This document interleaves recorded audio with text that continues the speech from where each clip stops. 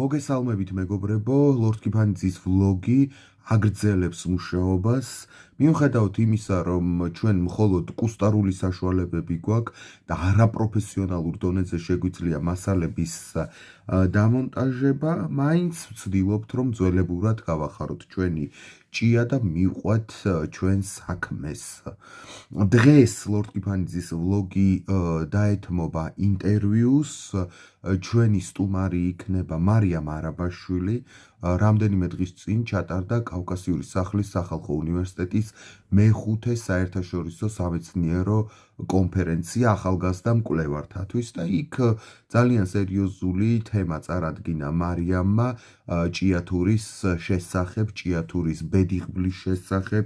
მას საბაკალავრო ნაშრომი აქვს სოციალურ და პოლიტიკურ მეცნიერებათა ფაკულტეტზე თბილისის სახელმწიფო უნივერსიტეტში დაწერილი აი ამ ექსტრაქტივიზმზე, ჭიათურის განვითარების თავისებურებებზე, განვითარება რა თქმა უნდა ბრჭყალებში და იქ ძალიან პატარა ფორმატი იყო, 10 წუთიანი მოხსენება ჰქონდა მას და ვერ გაიშალა თემა. და გადავწყვიტე, რომ ძვირფასი მარიამი აი ამ ჩვენ მოგრძალებულ პლატფორმაზე მომეწვია და აქ განგვეხილა თქვათ ჭიათურის ბედიღბლის საკითხი აი ამ ახალგაზრდა მკვლევრის თვალთახედვიდან. სოციალურ და პოლიტიკურ მეცნიერებათა ფაკულტეტის დასრულების შემდეგ მარიამმა გააგრძელა სწავლა სამაგისტრო საფეხურზე, ამდენჯერად იგი ბიზნესისა და ტექნოლოგიების უნივერსიტეტში სწავლობს საერთაშორისო ურთიერთობებს, უსაფრთხოებას და მასთან დაკავშირებულ საკითხებს და ასევე ქალბატონი მარიამი გახლავთ ძალიან პერსპექტიული, შესანიშნავი, განუმეორებელი, უნიკალური ორგანიზაციის მოძრაობა სოციალური დემოკრატიისთვის წევრი, ძალიან აქტიური წევრი, ძალიან მნიშვნელოვანი წევრი და მე მგონია, რომ საინტერესო საუბარი გამოვა. ვისაუბრებთ როგორც აი ამ კვლევის მახასიათებლებზე, რა თეორიით იხემსხვანელა მან და ასე შემდეგ და ამავდროულად რაღაც პოლიტიკურადაც შევაფასებთ ამ საკითხს. შეიძლება ცხენი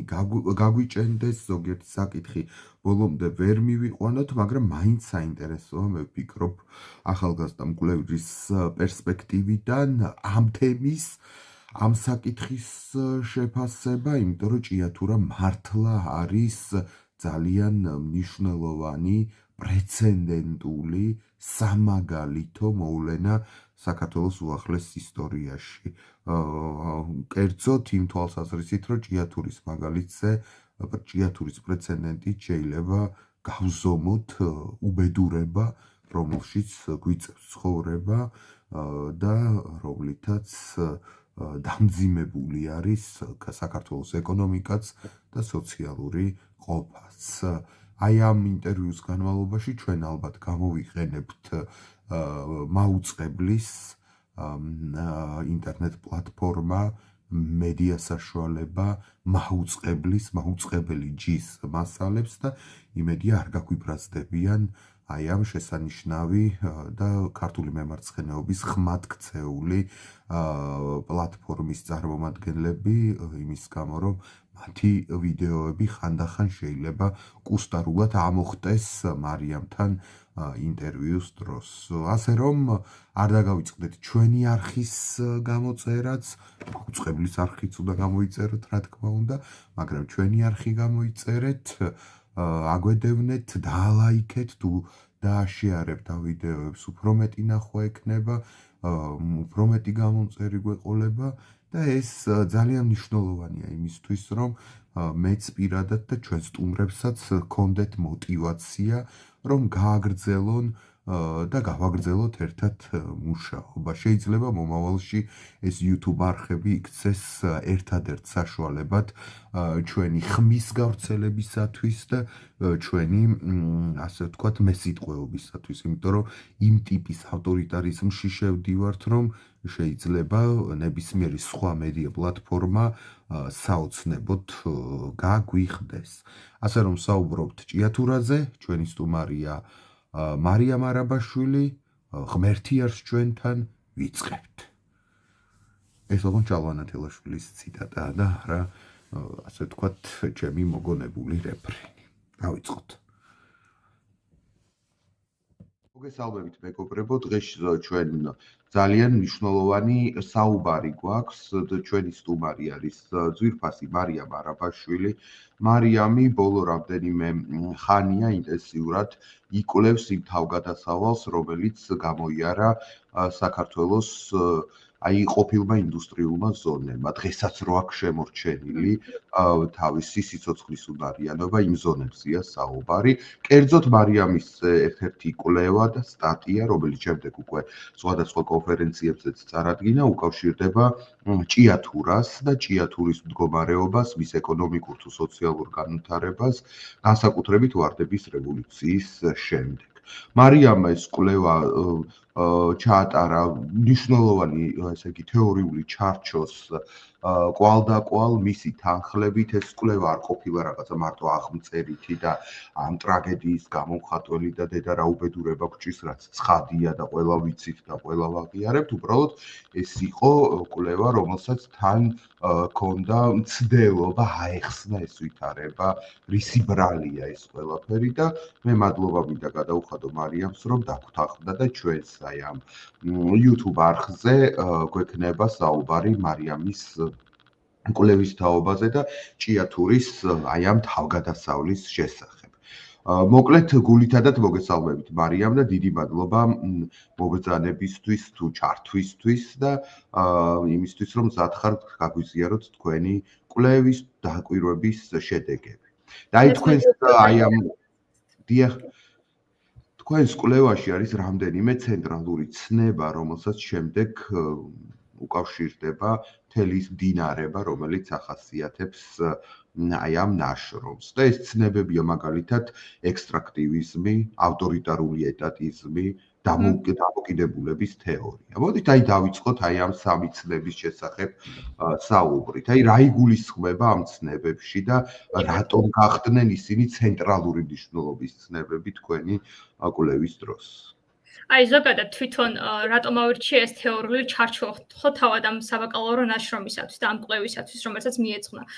ზოგადად საქართველოს განვითარებადი სახელმწიფოები, მათ შორის განსაკუთრებით სამხრეთ კავკასიაში და განსაკუთრებული როლი აქვს საქართველოს აქვს. თვითონ ექსტრაქტივისტული ეკონომიკური მოდელია განვითარებული, მაგრამ თვითონ ეს ექსტრაქტივისტული ეკონომიკური მოდელი არ უნდა განვიხილოთ იზოლირებულად აი პერიფერიული სახელმწიფო მოდელისაგან. და ეს პერიფერიულობა ბევრად უფრო ხიბადია ხოლმე და კარგადაც ესმის თვითონ და მაყურებლისთვისაც გასაგები იქნება. ზოგადად რას გულისხმობს პერიფერიულობა და თვითონ ეს პერიფერიულობა ებნის ექსტრაქტივიზმს. პერიფერიულობა არის ფაქტობრივად ნაშრომში თვითონ ასე მაქვს წარმოქმნილი პერიფერიულობა, რომ არსებობს გლობალური ეკონომიკური სისტემა და ეს გლობალური ეკონომიკური სისტემა თავისუფალ საბაზრო კაპიტალიზმის მოდელს მიესადაგება, რა თქმა უნდა, და ამ თავისუფალ საბაზრო ეკონომიკაში ჩვენ ფაქტობრივად გვაქვს სახელმწიფოები, განსაკუთრებით განვითარებადი სახელმწიფოები, მაგრამ ეს უფრო მესამე სამყაროს სახელმწიფოებსაც მიესადაგება, რომლებიც მასობრივად ახორციელებენ რესურსების ექსტრაქციას, მაგრამ თვითონ ეს ექსტრაქცირებული რესურსები არ გარდაიქმნება, ხო, თვითონ ეროვნულ დოლარში.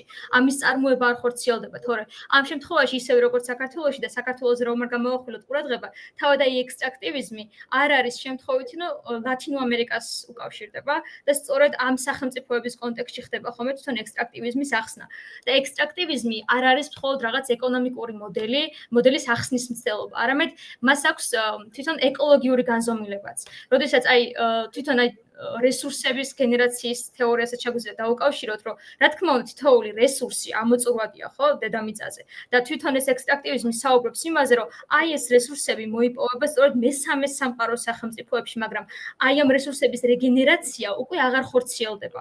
აღარ ხორციელდება ეს ერთი, მაგრამ მეორე პრობლემაა, როდესაც პერიფერიული სახელმწიფო ახორციელებს ამ რესურსების ექსტრაქციას, მაგრამ ეროვნული ეკონომიკა არ ვითარდება. ეს არის ამომავალი ინდიკატორი ერთგვარად. და ამიტომ ვახსენე, რომ როდესაც სახელმწიფოებში ექსტრაქტივისტული მოდელი ვითარდება, მისი გარდაუვალი შედეგი არის პერიფერიულობა სახელმწიფოსი.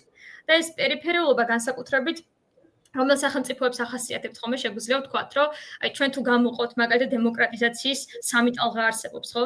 და აი საქართველოში რატომაც ვერ ჩამოყალიბდა თავად ეს დემოკრატიული კულტურა ერთგვარად, ეს თავად იმ პოლიტიკის შედეგიც არის, რომ მესამე ტალღის დემოკრატიზაციაში მოვყევით ჩვენ. ერთია და განსაკუთრებით შოკური თერაპიის შემდგომ ჩვენი პასუხისმგებლობა რა შემდგომარეობდა განსაკუთრებით ვარდების რევოლუციის შემდგომ. ეს იყო რომ ჩამოყალიბებული იყო საბაზრო ეკონომიკა, თავისუფალ საბაზრო ეკონომიკაზე აქვს საუბარი, მაგრამ ამომავალი წერტილი იყო რომ ეს ეკონომიკური დოლათის შექმნა და თავისუფალი საბაზრო ეკონომიკის შექმნა დაკავშირებული იყო უკვე დემოკრატიზაციასთან. თვითონ ეს ორი ერთმანეთის განმაპირობებელი იყო, მაგრამ აი ნაშრომი სწორედ ამის ანალიზს ცდილობდა იდეაში, რომ რამდენად რეალურია ის, რომ თავისუფალი საბაზრო ეკონომიკა პირდაპირ ხდება დემოკრატიზაციის ინდიკატორი. ეს ხო ერთმანეთს არ განაპირობებს და სწორედ ამიტომ ავარჩია, როგორც თქვენ ახსენეთ, ეს ავტორიტარული ეტატიზმი. ავტორიტარული ეტატიზმი სანამ ავტორიტარულ ეტატიზმზე გადახვალთ ისე, რომ აი მარტივი სქემით ხო ჩვენ შეიძლება მოგვისმინონ იმ ადამიანებმა, რომლებიც თქვათ აი ამ თეორიებში ვერ ერკვევიან. თქვათ მე იმედი მაქვს, რომ ჭიათურაშიც მოგვისმენენ ჩვენი ძვირფასი მაღაროელები, ხო? და იმათთვის კიდე უფრო მათთვის გასაგებად რო ვთქვათ, ხო? ადამიანი 16 კილომეტრით მიწაში რო ჩადის, იმას გრამში წაკითხვის დრო შეიძლება არ დარჩეს. შეიძლება, ყველა შემთხვევაში ესე არ არის, ხო? ანუ ექსტრაქტივიზმი არის აი ის მიმდინარეობა, თქვათ ხედვა, მოწყობა ამა თუ იმ ეკონომიკის, როდესაც მთელი ეს მეურნეობა ეფუძნება მოპოვებას რესურსის. ამ მოპოვების ხარჯზე ხდება, თქვათ, საწმელი წყლის დაბუნძურება, ტყის მასივების შემცირება, ნიადაგის გამოფიტვა, როგორც თქვენ აღნიშნავთ თქვენს ნაშრომში, ჰაერის დაბუნძურება, შეუძლებელია ამ ბუნების აღდგენა, სადაც თქვათ ეს მოპოვება ხდება ხოლმე და ასევე ახასიათებს ამ ექსტრაქტივიზმს, რომ ეკონომიკა ამის შემდეგ აღარ ვითარდება. მოიპოვე რესურსი პირდაპირ მიდის თქვათ ქვეყნის გარეთ, შენ იმ რესურსით არც რაღაც სხვა პროდუქციას ქმნი, არც რაღაც სხვა წარმოებას ავითარებს და მოკლედ მთელი შენი ფუნქცია რჩება, რომ მიწა აფეთქო ან ამოთხარო, იქიდან რაღაც რესურსი ამოიღო და მორჩა.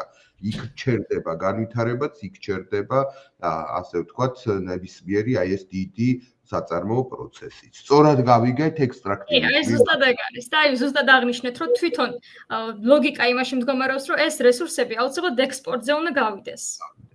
და შენ არ უნდა დაამოწმო და იმისგან შენ არ უნდა შექმნა რაღაცა და საბოლოოდ ამას მივყავართ იქამდე, რაც თქვენ ბრძანეთ, რომ ესეთი ეკონომიკით ქვეყანა ყალიბდება რაღაც პერიფერიულ, გარიყულ, დაჩაგრულ რაღაც წარმოდაქმნად. ხო? აი ახლა გადავიდეთ ეს ავტორიტარული ეტატიზმის ცნებაზე, რომელიც თქვენ შემოგიყვანეთ. აი ეგ ცნება ზოგადად რატომ შემოვიტანე? ხშირ შემთხვევებში უფრო აკადემიურ ლიტერატურაშიც მათ შორის და უნივერსიტეტშიც როგორ ვსწავლობ ჩვენ თვითონ ნეოლიბერალურ ეკონომიკის ანალიზს, ხო? თვითონ ნეოლიბერალურ ეკონომიკა თითქოს ისეა წარმოდგენილი, რომ არ ერევა საერთოდ სახელმწიფო ეკონომიკაში, მაგრამ პრაქტიკულ განხორციელებას თუ დაუკავშირებთ ხოლმე და დავაკვირდებით. რეალურად ნეოლიბერალური ეკონომიკის ჩამოყალიბებას, როდესაც ცდილობენ და ნეოლიბერალური ეკონომიკა რას გულისხმობს, ხო, ეს მასობრივი პრივატიზაცია პირობით შემთხვევაში, ეს გულისხმობს, რომ შრომითი პოლიტიკის სრული განადგურება უნდა მოხდეს. და ვარდების რევოლუციის შემდგომ სწორედ ეს ეტაპია დაწყებული სრული დემონტაჟი ამ შრომითი უფლებებისა და ამას ჩვენ შევეხებით, რა თქმა უნდა. და ავტორიტარული ეტატიზმის ერთ-ერთი მნიშვნელოვანი კომპონენტი არის, რომ სახელმწიფო იყენებს აი სწორედ ავტორიტარულ მექანიზმებს, ეს შეიძლება იყოს რეპრესიები, შრომელებთა პროტესტის ჩახშობა, იმისაც რომ პროტესტი ხშირ შემთხვევებში რას მიესადაგება ხოლმე, ხო? ეს მოთხოვნები ძირითადად მიესადაგება იგივე ეკონომიკურ მიზეზებით არის ხოლმე განპირობებული, ეს შეიძლება იყოს ხელფასების ზრდა, მაგალითად და პირობითად ჩვენ ვხედავთ ჭიათურის შემთხვევაში, რომ ეს არის ხოლმე ძირითად შემთხვევაში განმაპირობებელი მიზეზი, მაგრამ რატომ აირჩია საერთოდ ჭიათურა როგორც რაღაც ბაზისი ამ კვლევაში? ჭიათურა იმიტომ ავირჩია, რომ თვითონ ამ პროტესტის ფორმატს ძალიან განსხვავებულია. ისინი უკვე აღარ არიან კონცენტრირებული მხოლოდ იმაზე, რომ ხელფასები გაიზარდოს მაგალითად და სწორედ ამ ეკონომიკურ მოდელს აკრიტიკებენ, რაზეც მე და თქვენ ვილაპარაკეთ, ხო? იგივე ექსტრაქტივიზმს. მაგრამ აი ავტორიტარულ მექანიზმებს რო დავუბრუნდეთ, თვითონ პულანძას იმაზე ლაპარაკობს, რომ ეს ავტორიტარული ეტატიზმის ფორმა არის დემოკრატიული მმართველობის ფორმა, მაგრამ შენიღბული. ის არის დემოკრატიული ფორმა, რომელიც არ ეხმარება ის სოციალურ პასუხისმგებლობას არ იღებს სახელმწიფო და ფაქტობრივად სოციალურ პასუხისმგებლობისგან დისტანცირდება. ის ილუზიას ქმნის, თითქოს სახელმწიფო არ ერევა, მაგრამ რეალურად სახელმწიფოს მინიმალისტური როლი შენარჩუნებულია მხოლოდ ეკონომიკაში. მაგრამ ამ ეკონომიკის კვალდაკვალ ერთი მნიშვნელოვანი პრობლემა წარმოიქმნება, რომ თვითონ ეს რესურსები, რომელიც მოპოვებულია არა მხოლოდ საქართველოში, მათ შორის ნებისმიერ ექსტრაქტივისტულ სახელმწიფოში, შეიძლება არ გადიოდეს, თვითონ ეროვნულ ეკონომიკას არ ხმარდებოდეს, მაგრამ აქ მნიშვნელოვანი კომპონენტი არის, რომ სახელმწიფო აუცილებელია, როდესაც ეკონომიკას ავითარებს, განავითარებდეს არა მხოლოდ ინვესტიციებზე დაფუძნებული ეკონომიკას და ინვესტიციებზე დაფუძნებული ეკონომიკა ვითარდება ნებისმიერ სახელმწიფოში მხოლოდ მაშინ, როდესაც წარმოების პროცესები არ არის ეროვნულ სახელმწიფოში განვითარებული, ხო? აქედან გამომდინარეა, რომ თანამედროვეობას შეგვიძლია დაუკავშიროთ.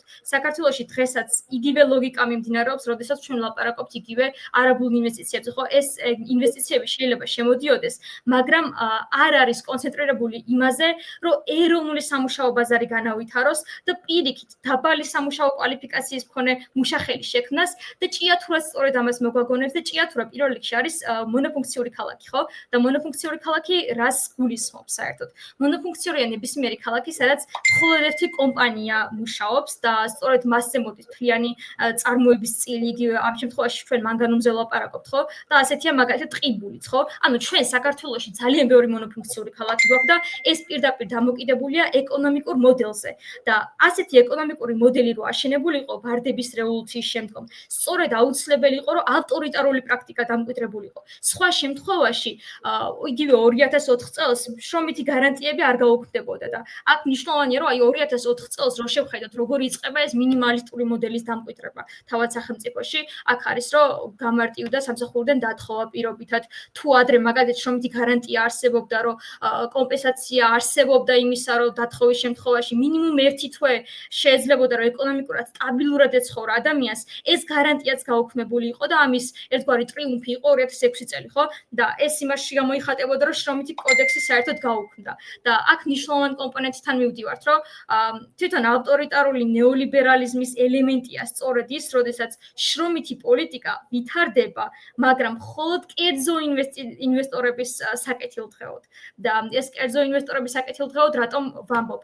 კერძო ინვესტორების საკეთილდღეოდ, რადგან გადასახადების რაოდენობა იგივე, რომელიც ბიზნესისთვის იყო შემუშავებული და იმისათვის, რომ ბუნებრივია, ვინც მეტ მოგებას იღებს, ის მეც უნდა იხდიდეს, იმიტომ რომ მას მეტი სოციალური პასუხისმგებლობა გააჩნია იგივე ჭიათურის მიმართ, მაგრამ მთლიანად სახელმწიფოს მიმართაც. მაგრამ ერთი მხრივ რა მოხდა რეალურად ვარდების რევოლუციის შემდგომ საქართველოში? მარიამ, მოდით აი მაგ ეტაპები მე კარგად გამოვყოთ ჩვენი საუბრის დროს. აი მანამდე ეს თეორიული საკითხები ასე ვთქვათ ამოვწუროთ, ხო? ნუ დამოკიდებულების თეორია ფაქტობრივად თქვენ მსჯელობაში გამოჩნდა და ამაზე აღარ შევჩერდეთ. აი განსაკუთრებით საინტერესო იყო თქვენს ნაშრომში ის, რომ თეორიულ ჩარჩოთ და ანალიზით, ასე ვთქვათ, საზღვრებად თქვენი კვლევის დროს გამოიყენეთ აი ეს ნეოგრამშიანიზმის საფუძვლები და მისი ასე ვთქვათ სხვადასხვა ავტორი. აი ამის თაობაზე რო გითხრათ, აი რა პოსტულატებზე დგას ეს ნეოგრამშიანიზმი, რომელ ავტორებზე და რა არის მათი მთავარი მტკიცება, როდესაც ისინი სხვადასხვა ქვეყნის ეკონომიკებზე და ცენტრი პერიფერია დაყოფაზე ან ექსტრაქტივიზმის თავისებურებებზე მსჯელობენ. ხო. აი თვითონ ეს ნეოგრამშიანიზმი, როგორც თქვენ აღნიშნეთ, თვითონ მაყურებლისთვის რომ გასაგები იყოს, ზოგადად რატომ შეირჩა და რას გულისხმობს, ხო?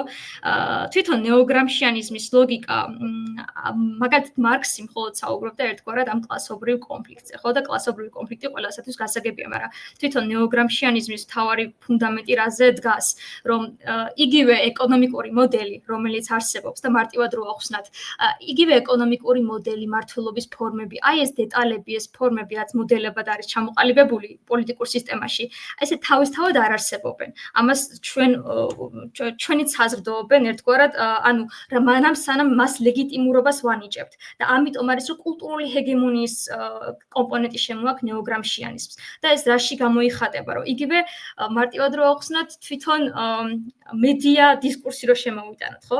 აი ხშირ შემთხვევებში ჩვენ თუ დავაკვირდებით, როგორც ხდება ხოლმე გაშუქება, მაგალითად იგივე ჭიათურის პროტესტისა. როგორ არის ეს გაშუქებული? თითქოს კერძო კონფლიქტია დასაქმებელსა და დამსაქმებელს შორის. მაგრამ თითქოს ამ კონფლიქტისაგან სახელმწიფო საერთოდ დისტანცირებულია. და აქ ერთი მნიშვნელოვანი კომპონენტის არის და საქართველოსთვის არის ეს ძალიან სახასიათო, რომ რეალურად მანამ სანამ ცენტრალურ ხელისუფლება არ შეწუხდება ხოლმე ხშირ შემთხვევაში პროტესტით, მანამ არ ხდება საერთოდ ამ იდეების არტიკულირება, იმ პროტესტის არტიკულირება, რაც მშრომელებს გააჩნიათ ხოლმე და ამიტომ იყო რომ მაგალითად შუქრუთელები ჩამოვიდნენ სწორედ პარლამენტის წინ. ამიტომ იყო რომ ბოლოს 2025 წელს იყო როდესაც ჭიათურელები კანცელარიასთან ჩამოდიან, ხო? იმიტომ რომ მათ პერიფერიებში არც უსმენენ და ეს არის სწორედ ეს კულტურული ჰეგემონიის ნიშანი იმისა, რომ ფაქტობრივად მედია დისკურსი იგივე სახელმწიფოებრივი დისკურსი ერთ პოლიტიკური მოდელის ლეგიტიმურობას ახდენს, მაგრამ თვითონ ნეოგრამშიანიზმის მთავარი ფუნდამენტი რაზე დგას? იმ მატერიალურ რესურსებზე და ეს მატერიალური რესურსები რაში გამოიხატება, რომ თვითონ სახელმწიფო როგორც ასეთი რო ავხსნათ, რამოდენიმე სხვადასხვა დაპირისპირებული ჯგუფები არსებობენ, ხო? ამ შემთხვევაში მარტო კლასობრივ ჯგუფებზე რომ არ ვილაპარაკოთ, იგივე კულტურული ჯგუფები არსებობენ და ესენი ერთმანეთთან კონფლიქტში შედიან. და აქ მნიშვნელოვანია, რომ არსებობენ ჯგუფები, რომლებიც რაღაც პროცესში იაზრებენ, რომ ისინი ჩაგრულნი, მარგინალურნი არიან. და სწორედ ამ დროს უპირისპირდებიან ისინი თვითონ კულტურულ დომინაციას, ხო? ამ შემთხვევაში ეკონომიკურ მოდელზე აქვს საუბარი. ისინი უკვე იწყებენ თვითონ ეკონომიკური მოდელის კრიტიკას. და როგორც ვახსენეთ, თითქოს ამის პროდუქტი იყო ნაციონალიზაციის საკითხიც. ჩვენ თვითონ ნაციონალიზაციის საკითხს, როგორც ჭიათურელთა მთავარ მოთხოვნას, არ უნდა უყუროთ მხოლოდ როგორც მოთხოვნას. აქ გაცილებით მეტი ჩანს.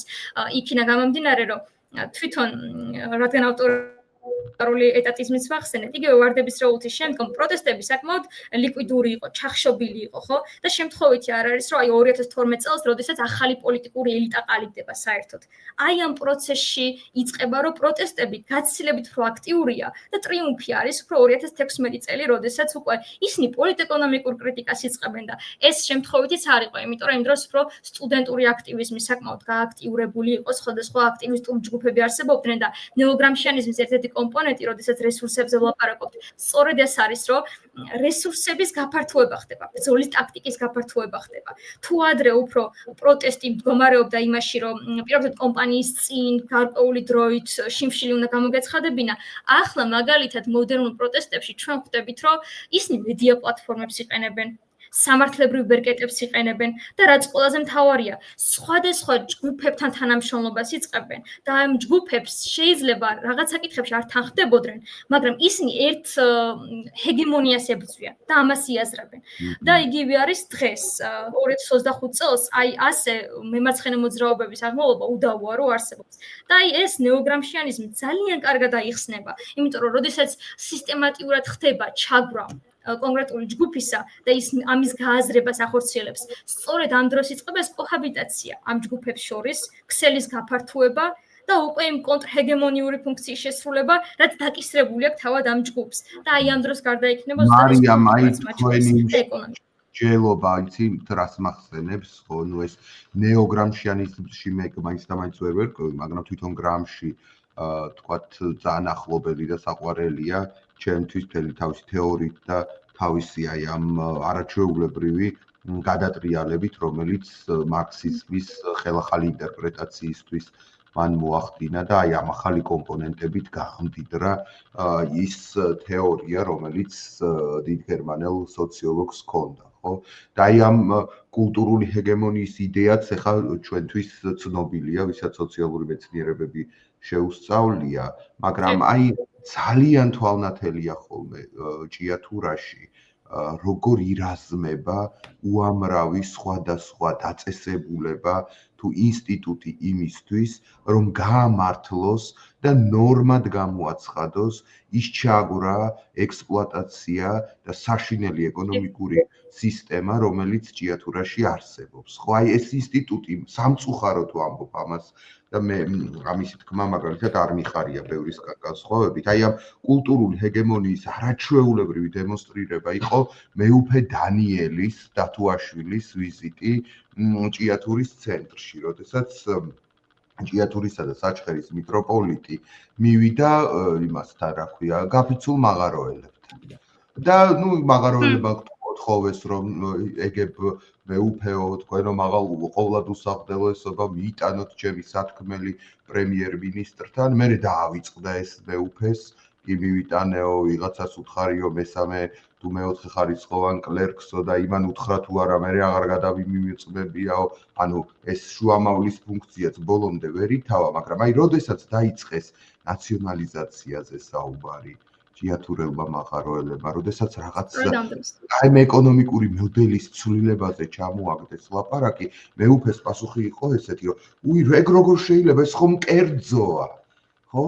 ანუ სასულიერო პირი, რომელსაც ესე იგი განათლებული კაცია ძალიან, ვერც კი უშვებს, რომ ალტერნატიული ეკონომიკური მოდელი შეიძლება არსებობდეს, ვიდრე, თქვათ, კერძო მესაკუთრე და მის მიერ ექსპლუატაცია იქაურობის, ხო? და აი თქვენ ლათინური ამერიკა ახსენეთ და იქ პირიქით გვაქვს ჩვენი მოდელი, ხო? თქვათ, არის ესე იგი გათავისუფლების თეოლოგიის მიმდევარი მღვდლები, რომლებიც პირიქით ყველა გაფიცვის, ყველა გამოსვლის თანამდგომი არიან და ცდილობენ, რომ ეს კულტურული ჰეგემონია გაარღვიონ და ამ ჰეგემონიის ნაწილი არ იყვნენ ხოლმე. ასე რომ ძალიან სამწუხაროა, რომ თქვათ ჭიათურელი მაღაროელები აი ამ სხვადასხვა ინსტიტუტებისგან ხარდაჭერას ვერ გრძნობენ და ხშირად სამწუხაროდ ასე ვთქვათ, ეკლესია იქნება ეს, კულტურული ელიტები იქნებიან ეს თუ სხვადასხვა ჯგუფები იქნებიან, ყოველთვის კაპიტალის მხარეს დგანან და ვერც კი წარმოუდგენიათ, რომ რაღაც სხვანაირი მოდელი შეიძლება არსებობდეს იქ მუშაობის. ვერც კი წარმოუდგენიათ ისეთი სამყარო დედამიწაზე, სადაც თქვათ მუშა არ დაიჩაგრება და მუშას ნორმალური ხელფასი ექნება და ჰაერი სუფთა იქნება და ნიადაგი არაფეთ ხდება და ასე შემდეგ. ისინი ამბობენ, რომ ეს ნორმაა, ეს მოცემულობა და სამწუხაროდ აი ეს ჰეგემონია ძალიან ესე იგი მყარად არის დამკვიდრებული, ასე ვთქვათ, ჩვენს რეალობას. მაგაზე დავამატებთ რაღაცას ლევან თუ შეიძლება. აი თვითონ როგორც ეს ყველა საველე სამუშაოების უძღოდა თვალწინ. და პირველი რაც გამოვყოფთი, ხო, ეს შემთხვევითი არ არის, რომ სასულიერო ინსტიტუტები მეორე მხრივ პოლიტიკურ ინსტიტუტებთან ჩვენთან ყოველ შემთხვევაში კვეთაში არის, ხო, მათი ინტერესები ძალიან ემთხვევა. და ეს ბუნებრივიც იყო, იმიტომ რომ, ფაქტობრივად ეს რევოლუციური ტალღაც ამას ამაგრებდა, მაგრამ აქ სხვა საკითხი ჩამოდის. თვითონ ჭიათურაში ყოფნის დროს ინტერვიუები რამოდენიმე ადამიანთან მქონდა ჩაწერილი, რა თქმა უნდა, აქ გამოვლინდა აი რასაც თქვენ ახსენებთ.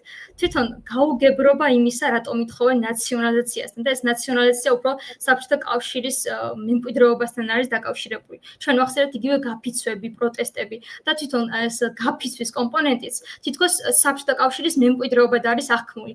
ანუ ამ ისტორიულმა მემკვიდრეობამ და კოლექტიურმა ცნობიერებამ ნამდვილად განაპირობა ის თუ როგორ აღიქვავენ თავად შრომელთა უფლებებს ჩვენი საზოგადოება, მაგრამ რაც ყველაზე მნიშვნელოვანია, თვითონ საზოგადოებრივ დონეზე ჭიათურაშიც ჩვენ ვხედავთ, რომ ხარდაჭერა იმდენი არ ქონდათ პროტესტის მონაწილეებს. და მე მაგალითად, როდესაც ლათინო ამერიკაზე ვახსენეთ, რა გამახსენდა, როდესაც ინტერვიუებს წერდი რამოდენიმე ადამიანთან, ერთ-ერთი კრიტიკული კომენტარები, რაც მომხვდა თვალში, იყო, რომ თავად ასხვისებდნენ ეს ადამიანები საკუთარ მიწა-წყალს. მაგრამ აქ ამ ტერმინში შემოდიოდა რაღაც თითქოს ქვეცნობიერული წმენა იმისა, რომ მიწა თუ გაასხვისა ადამიანმა, ეს საკუთარი ნებით მოხდა, სახელმწიფომ ხომ არ აიძულა, მაგრამ მე ამავე დროს შემხვდა რესპონდენტები, რომელმაც საკუთარი მიწა იმიტომ გაასხვისეს, რომ მაგალითად ქმარ სიმსივნე ქონდა. ანუ რა ეკონომიკურ მოდელს ქმნის სახელმწიფო იმისათვის, რომ თვითონ შრომელი ადამიანი, რომელიც არის, არ მოუწიოს მიწის გასხვისება, არ მოუწიოს ღია კარიერის წინ ცხოვრება და ჭიათურაში ჩვენ გვახსოვს მახსოვს მათ შორის იყო შემთხვევები, რომ საჯარო სკოლის წინ მოხდა მაგალითად კარიერის გადახსნა და ამ საჯარო სკოლასთან ბოლოს 2008 წელს იყო ჰაერის ნიჭები აღებული და ის მანგანუმის კონცენტრაცია, რაც დასაშვების ზღვარია, 5ჯერ და 6-მდე იყო, 6ჯერ აღემატებოდა, ხო? და აი აქ მნიშვნელოვანია, რომ თვითონ ეს ექსტრაქტივისტულ ეკონომიკას ზებმის, რომ ერთი მხრივ თვითონ მოქალაქეებიც უკვე თვითონ ამ კულტურულ ჰეგემონიაში იმდენად არიან ჩაკეტილები, რომ ვერც წარმოუდგენიათ, რომ როგორი შეიძლება იყოს ალტერნატიული რეალობა და ვინ უნდა ქმნიდეს ამ ალტერნატიულ რეალობას.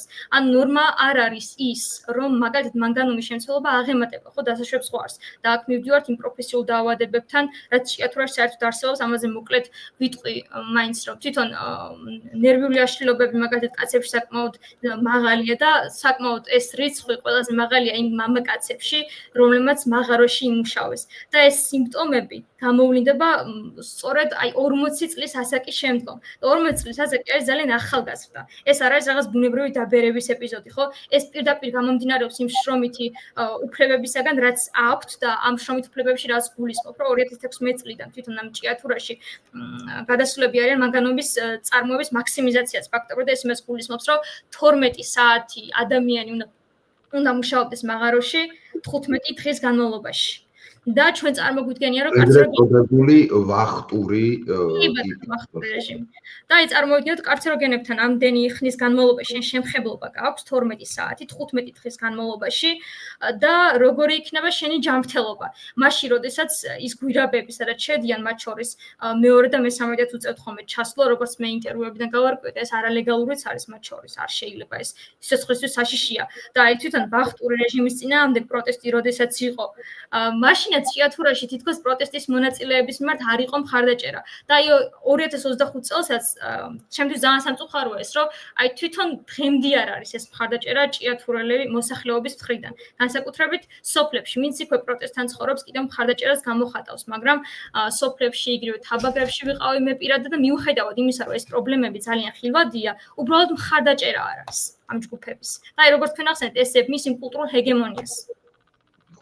და კიდე სასოწარკვეთილ ადამიანებს რომ იმედი არ ქონდეთ და რაღაც სიახლეს ვერ ხედავდნენ, ეგ კიდე გასაგებია, ხო, იმდენად მძიმე არის ხოლმე მათი ყოფა, რომ იმ ყოფიდან რაღაც პოზიტივი დაინახოთ და გამოსავლის ძიებისთვის ენერგია გეყოს, ეს ძალიან ძნელია, მაგრამ როცა შენ თვითონ ხარ ვთქვათ, ისეთი ინსტიტუტის წარმომადგენელი, რომელიც, ასე ვთქვათ, კეთილდღეობაში ცხოვრობ და ოფიციალურად გაცხადებული გაქვს, რომ ადამიანებზე ზრუნვა და მათი კეთილდღეობა შენი საგანია და აი ასეთ პირობებშიც კი ვერ უშვებ იმას, რომ შეიძლება ჭიათურაში ალტერნატიული რეალობა არსებობდეს, ეს არის, ასე ვთქვათ, ძალიან არასწორი და გამანადგურებლად იმედგამაცრუებელი ჩვენთვის რა იმედის აი ფრუსტრაციას იწვევს განსაკუთრებით ეს. მოკლედ ეს თემა გადავდოთ გვერდით, ხო?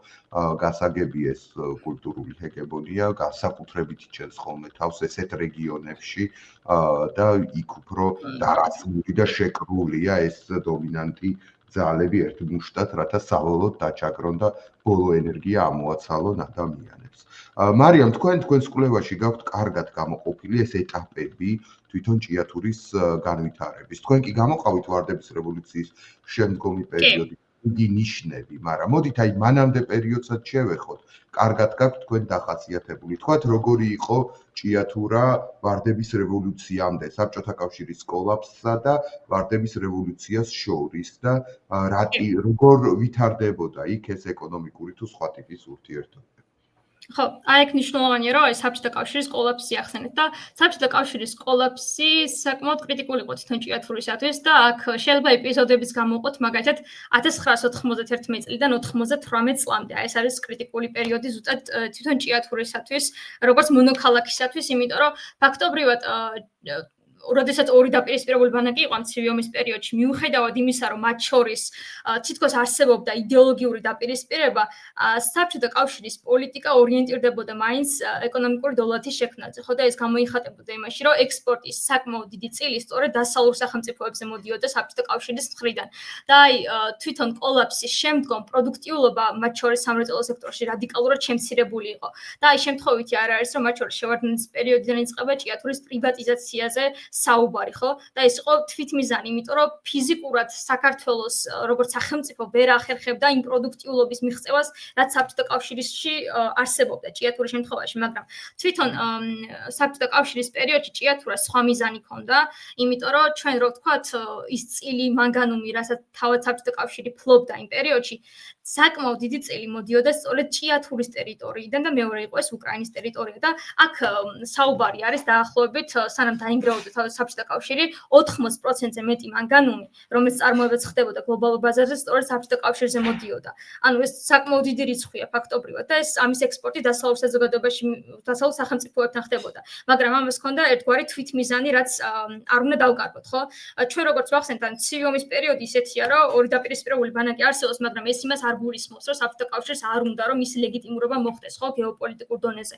და სწორედ აქ მნიშვნელოვანი არის ჰარიმანის ეპიზოდი და ჰარიმანზე თითოეულმა ჭიათურელმა იცის ეს ისტორია ძალიან კარგად. 1925 წელს ხდება კონცესიის გაცემა, ფაქტობრივად ჰარიმანისაც და საუბარი იყო 20 წლიან კონცესიაზე.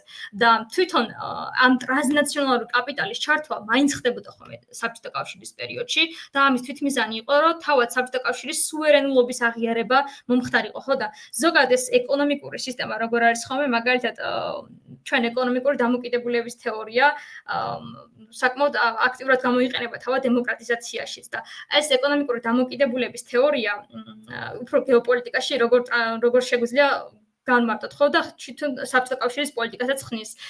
მაგალითად, ეკონომიკური დამოკიდებულების თეორია იმაში მდგომარეობს, მაგალითად, რომ როდესაც სახელმწიფოები იგივე დასავლეთში აქტიურ სავაჭრო ურთიერთობებს ეწევიან, შემდგომში მათთან კონფლიქტები საკმაოდ მინიმალიზირებული. საბჭოთა კავშირის შემთხვევაში ეკონომიკური დამოკიდებულების თეორია იმაში მდგომარეობდა, რომ რაც უფრო ინტენსიური იყო ვაჭრობა, მით მეტად იქნებოდა თავად სუვერენული ხელისუფლების აღიარებაც, ხო?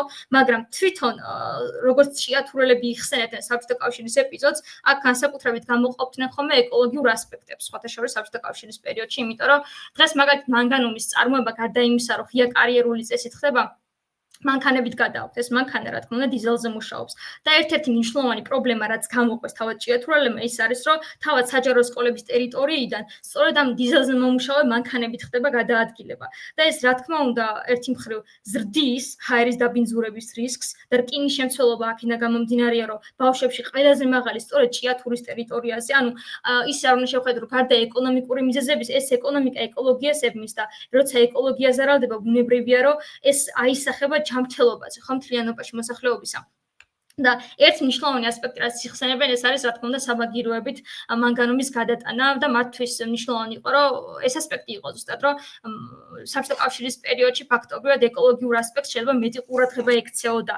ამას აღნიშნავენ, მაგრამ როგორც ასეთი, საბჭოთა კავშირის პერიოდში ყალიბდება ჭიათურა ექსტრაქტივისტულ პერიფერიად და ეს არის გარდაუვალი, ეს დაკავშირებულია მათ შორის რესურსების წყევლის თეორიასთან, ხო, ჩვენ ვიცით ეს თეორია ძალიან კარგად, დიდარი სახელმწიფოები, სადაც რესურსები არსებობს, მინერალები არსებობს, სწორედ ამ ტერიტორიებიდან ყველაზე უფრო დაბალ ფასად უნდა მოხდეს ამ რესურსების ექსტრაქცია და შემდგომ გლობალურ ბაზარში მისი ჩადინება მაქსიმალურ ფასად, რაც შეიძლება და ეს ფაქტობრივად გლობალურ კაპიტალს ასაზრდოებს და არა ეროვნულ ეკონომიკას და იგივეა მათ შორის ჭიათურის შემთხვევაში, საბჭოთა კავშირის შემთხვევაში, ჩვენ შეიძლება ვთქვათ, რომ სწორედ ამ პერიოდში რაღაც მონოფუნქციური ქალაქი სწორედ ამ დროს ყალიბდება, მანამ შეგვიძლია ვილაპარაკოთ, რომ სოფლებს დღეს აი მაგათ აგრარული ფუნქცია მთლიანად მოშლილი აქვთ, ხო? და უფრო რაღაც სამრეწველო ინდუსტრიულ დანამატად არიან ხოლმე წარმოჩენილები და როგორც ვახსენეთ, ესეთი ქალაქი სწორედ ჭიათურაა მაგალითად. მაგრამ თავად საბჭოთა კავშირის კოლაფსის შემდგომ პერიოდამდე რო გავაგზავნოთ, ჩვენ როგორც ვთქვით, თვითონ პრივატიზაცია იქნა მიჩნეული ერთ-ერთ გამოსავლად, მაგრამ აქ საუბარი იყო, რომ შევარდნაც მაგალითად ხაზგასმული პოლიტიკა ჰქონდა, რომ 240,000 ტონა მანგანუმის ამოღებამდე უნდა მიეღწია ფაქტობრივად წლიურ წარმოებამდე ჭიათურა მანგანუმს, რომელზეც პრივატიზაცია უნდა მომხდარიყო და აქ მნიშვნელოვანია, რომ აი გარდამავალი პერიოდი მოვიდა ფაქტობრივად ვარდების რევოლუციის სახით.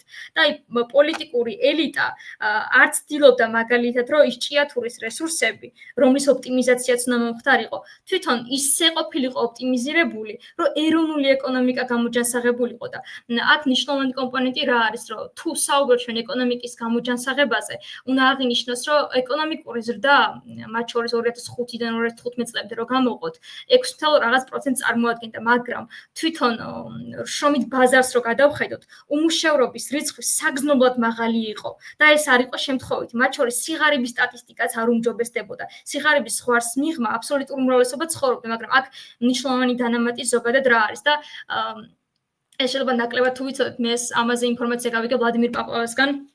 მის სახელმძღვანელოში და ეს აქტიურად იყო გამოყენებული მათ შორის ვარდების რევოლუციის შემდგომ საქართველოში და რაზე მაქვს საუბარი. აქ იყო ხელოვნურად სიღარიბის ზღვარზე მოსახლეობის შემცირება და ეს გამოიხატებოდა მათ შორის 2008 წლამდე პერიოდშიც, იმიტომ რომ ჩვენ 2008 წელს აგვისტოს ომის შემდგომ ფაქტობრივად სოციალური პასუხისმგებლობა ერთჯერადად იკისრა ხელისუფლებამ, მაგრამ მანამ მაგალითად სიღარიბის სტატისტიკა 2006 წლის შემდგომ არც კი ვრცელდებოდა. და ერთადერთი შემთხვევა იყო არჩევნების წინ, როდესაც ეს სტატისტიკა გამოაქვეყნეს, მაგრამ ის რეალური სტატისტიკა, რომელიც აერთიანებდა იმ მოსახლეობას, რომელიც სიღარიბის ზღვარს მიღმა ცხოვრობდა, აერთიანებდა მხოლოდ იმ ინდივიდებს, რომლებიც პირდაპირ დახმარებას, სოციალურ დახმარებას იღებდნენ სახელმწიფოსაგან. და ეს, რა თქმა უნდა, არალოგიკურიც არის ასე რომ ვაკეთებ, მაგრამ მეორე მნიშვნელოვანი კომპონენტი რა არის? თვითონ სიღარიბის ზღვარს მიღმა როგორ ხდებოდა იმის გამონგარიშება, ვინ ცხოვრობდა, ხო?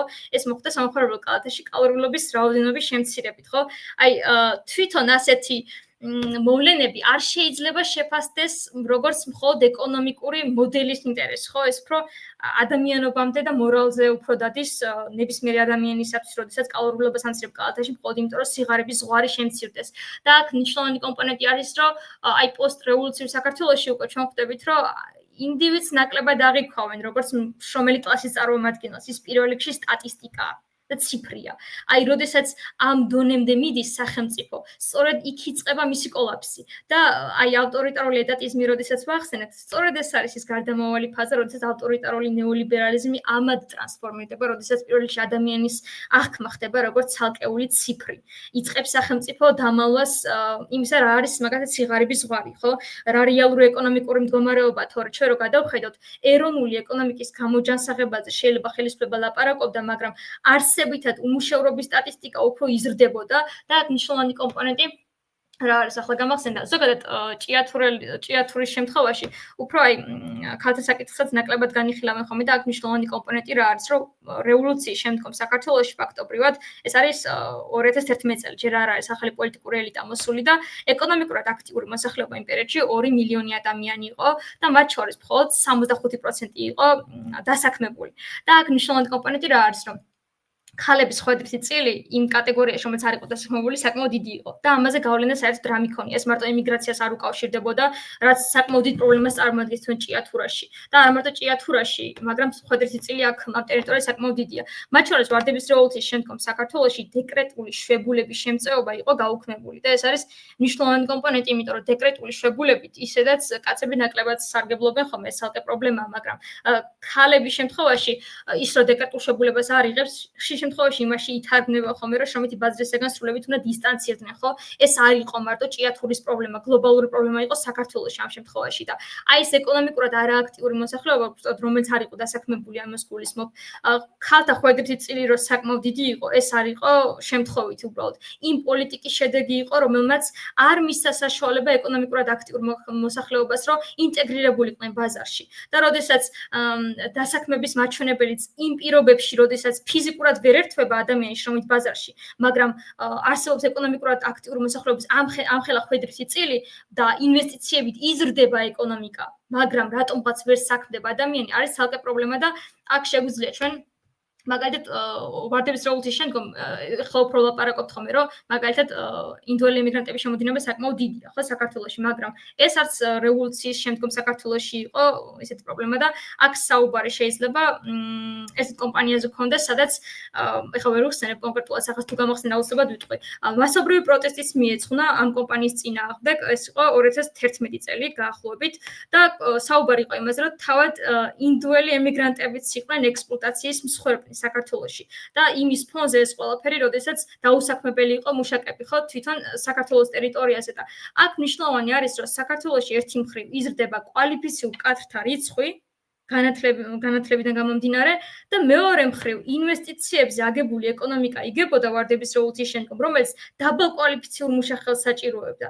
და შემდგომ ამით აიხსნება ის ყველაფერი, რომ იგივე ნებისმიერ ქალაქში თუ რეგიონში საქართველოს მასშტაბით არ ხდება საერთოდ შრომელების სრული ინტეგრირება ბაზარზე. მათი კვალიფიკაცია არ მოდის თანხმედრაში შრომითი ბაზრის მოთხოვნასთან, ხო? და დღესაც ეს პრობლემა წარმოიქმნება და განსაკუთრებით ჭიათურის შემთხვევაში აქ ახალგაზრდებთანაც მქონდა მე თავად ინტერვიუ და ისინი იყვნენ დაახლოებით მესამე კურსის სტუდენტები იყვნენ, აბიტურიენტები იყვნენ, ძირითადად გამოწვევა სწორედ ამას ასახელებდნენ, რომ მათ უხდებოდათ თბილისში ცხოვრება, ხო? მაგრამ აქ მნიშვნელოვანი კომპონენტი რა არის, რომ მიზეზი რატომაც უხდებოდათ მაგალითად ურბანულ ქალაქში გადაადგილება იყო ის, რომ თვითონ ჭიათურის ტერიტორიაზე მოსახლეობა არსებითად პრეკარიატულ მდგომარეობაშია, ხო? დაბალ კვალიფიცირებულ სამუშაოს წარმოადგენთ თლიანად ჭიათურის ტერიტორიაზე იგივე ის კომპანიები, რომლებიც მუშაობენ, ხო? ამიტომ შემთხვევითი არ არის, რომ როდესაც კვალიფიკაცია იზრდება ამ ახალგაზრდების და აქ მნიშვნელოვანი არის, რომ არა მხოლოდ აწმყოზე ვილაპარაკოთ, მომავალზეც ვილაპარაკოთ, იმიტომ რომ ჭიათურის პრობლემა ეხლა თუ არ მოგვარდა და ეს მარტო ნაციონალიზაციის საკითხს არ შეეხება, ერთ საწარმოზე არ უნდა იყოს ნებისმიერი ქალაქი მიბმული და ეს საწარმო პირველ რიგში მნიშვნელოვანია, რომ სოციალურ პროექტად არის ხომე წარმოდგენილი და რეალურად არანაირი სოციალური პროექტი ეს არ არის, როდესაც ერთ საწარმოზე ყავ დამოკიდებული და ეს საწარმო არაფერს არ ქმნის, გარდა იმისა, რომ კარიერებით მოსახლეობას ეზოებში უვარდება. და ეს იყო პირდაპირ ეკონომიკური მოდელი და შემდეგ კითხვებზე გავაგზავნებ ყოველ შემთხვევაში თუ რამე კითხვა. კი ბატონო, დიდი მადლობა და ძალიან ის არის, რა ქვია, გეტყობათ მარიამ, როგორ გაქვთ შესწავლილი ეს საკითხი, რომ კიდათ ბევრი მოასწროთ და როგორც აი მოვარდნილი ის მეწყერი ყველა სფეროში შედიხარ და ყველა საკითხში და ეს განსაკუთრებით სასიამოვნო და საინტერესოა. იცით რა არის თქვენს კვლევაში ძალიან მნიშვნელოვანი ადგილი უჭირავს აი თვითონ აი ამ სოციალურ მოძრაობებს, წინააღმდეგობას, ხო? აი კოლექტიურ მოქმედებას, რასაც უწოდებთ წლების განმავლობაში და აი მისი დინამიკა შესწავლილი გაქვთ. აი ამის თაობაზე რო გითხრათ ერთი-ორი სიტყვა, როგორი იყო ეს დინამიკა, როგორ ვითარდებოდა და რა ფაქტორები განაპირობებდნენ ამ კოლექტიური მოქმედების აზრირთებას ან მის მიჩუმართებას, ესე იგი დაწყდარებას. აი მან მნიშვნელოვანი არის, რომ 2010 წელს გამოვყოფდი ამ შემთხვევაში და ზესტაფონის მასობრივ პროტესტს ეხებოდა.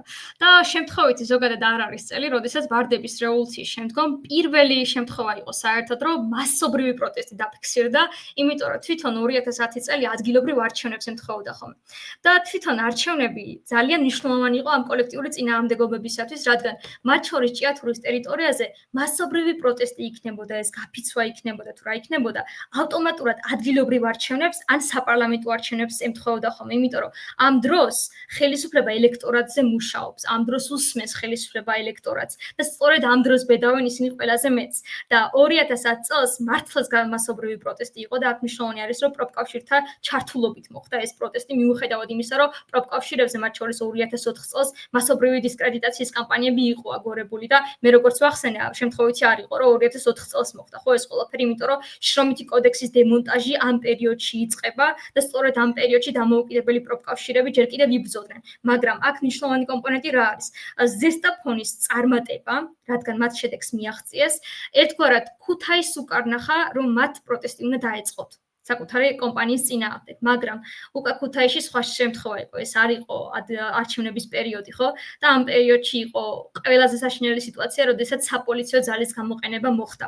და საპოლიციო ძალის გამოყენება არ არის შემთხვევითი. მე როგორც ვახსენე, თვითონ როდესაც ავტორიტარული ეტატიზმის ფაზაში გადავდივარ, აქ მნიშვნელოვანი კომპონენტი არის, რომ სახელმწიფო ავტომატურად იყენებს საპოლიციო ძალებს. იმისაც რომ ჩაახშოს ეს პროტესტი და მეორე კომპონენტი რა იყო, რომ თვითონ ქუთაისის ტერიტორიაზე თავდაპირველად 10 მშრომელის დაკავება მოხდა და მათ დაიწყეს შიმშილი. ეს ძალიან მოგაგონა ჩვენ ჭიათურში მიმდინარე кейსებს და მათ შორის შუქურთის кейსებს, იმიტომ რომ როდესაც საქმე შეეხება ხოლმე იმას, რომ კომპანია არ უსმენს, პირდაპირ პასუხი არის ამ პირის ამოკერვა, ან მეორე ვარიანტია ხოლმე, რომ შიმშილი უნდა დაიწყოს და დღეს ეს ჭიათურაში მიმართეს კიდევაც რამოდენიმე თვის წინ იყო ამის საშინელი პრაქტიკა. და მნიშვნელოვანი არის, რომ იმის მაგივრად, რომ კომპანიას ეშუამდგომლა და პროფკავშირს ეშუამდგომლა, ჩვენ მივიღეთ რა, სახელმწიფომ რეპრესიებს მიმართა და კომპანიის ინტერესები დაიცვა და სწორედ ამ დროს იყო შიმშილი, როდესაც დაიწყეს 40 მუშაკი დააკავეს ამ პერიოდში. ანუ ჩვენ წარმოვიდგინოთ, რამდენად საშინელი სიტუაცია იყო და როგორ აისახებოდა ეს კოლექტიურ მოქმედებებზე. და ეს ოღონდ 2011 წელს იყო, აქ მნიშვნელოვანი კომპონენტი ეს არის და შემდგომ უკვე 2014 წელი იყო, მათ შორის ჭიათურაში მასობრივი პროტესტი, მაგრამ თვითონ 2003 წლის შემდგომ ფაქტობრივად ის პროტესტი საერთოდ არ არსებობდა. თუ არსებობდა, ეს მხოლოდ ძალიან ლიკვიდური იყო, მიემართებოდა მხოლოდ ხელფასების ზრდას, მაგრამ უკვე 2012 წელს ეს პირველ რიგში საპარლამენტო არჩევნებს ემთხვევა, ხო? აქ მნიშვნელოვანი კომპონენტი ეს არის, რომ ახალი პოლიტიკური ელიტა იქნება და სწორედ ეს იყო ახალი შესაძლებლობა კოლექტიური წინააღმდეგობისათვის, რომ პოლიტეკონომიკური კრიტიკა დაეწყოთ. და თუ ადრე, როგორც ვთქვი, იგივე ქუთაისში და ზესტაფონში ეს პროტესტები უბრალოდ შრომით კოდექსს შეეხებოდა უბრალოდ დასაქმების შესაძლებლობას. ახლა უკვე ჟღერდება ასეთი ფართო პოლიტეკონომიკური მოთხოვნები და ამიტომ ახსენე მე რომ 2016 წლის მნიშვნელოვანი იყო, იმიტომ რომ ხელისუფლება 2012 წლის შემდგომ ნაკლებად იყენებდა საპოლიციო ძალას, იმიტომ რომ ის ერთგვარად სახეხადს ქმნიდა ხო წინა ხელისუფლების მხრიდან და შემდგომ იყო თვითონ. ის არ უნდა დამსგავსებოდა წინა რეჟიმს. ამიტომ საწყის ეტაპს საერთოდ არ ხდებოდა ამ მეთოდების გამოყენება, მაგრამ შეიძლება ითქვას, რომ თვითონ 2012 წლის შემდგომ საპოლიციო ძალის გამოყენება მოხდა 2025 წელს ჩვენ გვახსოვს ეს დააკავეს კიდევაც და ეს კიდევ სხვა კომპონენტია შუქრუთის შემთხვევაც იყო, როდესაც 3 ადამიანი სისხლისამართლებრივ პასუხისგებაში მიეცა, მხოლოდ იმიტომ რომ ისინი მოითხოვდნენ შრომით კოდექსით გათვალისწინებული აუცილებელი პასუხისგებლობების აღსრულებას და იგივე მოხდა მათ შორის ჭიათურის ტერიტორიაზე. ხო, უკვე კრიმინალიზაცია ხდება გაფიცვის, პროტესტის ორგანიზირების და აქ ერთ-ერთი ირონიული ფაქტი ისიც იყო, ახლა გამახსენდა, რომ თვითონ შუქრუთელები, როდესაც დააკავეს სისხლისამართლებრივ პასუხისგებაში მისცეს, კომპანია ედავებოდა 5 მილიონს და წარმოვიდგინოთ, რამდენად ირონიულია, როდესაც ადამიანი, რომელიც იფიცება მხოლოდ იმიტომ, რომ განსაზღვრული ხელფასი გადაუხადო მინიმუმ 5 მილიონი ლარით აკისრებ რაღაც პასუხისგებას, რომელიც არ შეიძლება რომ გამართლდეს მორალურ დონეზე, მაგრამ აქ შემდეგი კითხვა შემოდის, თუ კომპანია ბედავს ამდენს, ეს მნიშვნელოვანია. მაშინ სახელმწიფო სად არის აქ ასრულებს კი ის არბიტრის როლს და ამაზე პასუხი მარტივია იმის ფონზე, რომ 2003 წლის რევოლუციის შემდგომ დღემდე პროფკავშირთა დისკრედიტაციის კამპანიები იწყო და უფრო ყვითელი პროფკავშირები წარმოიქმნებოდა.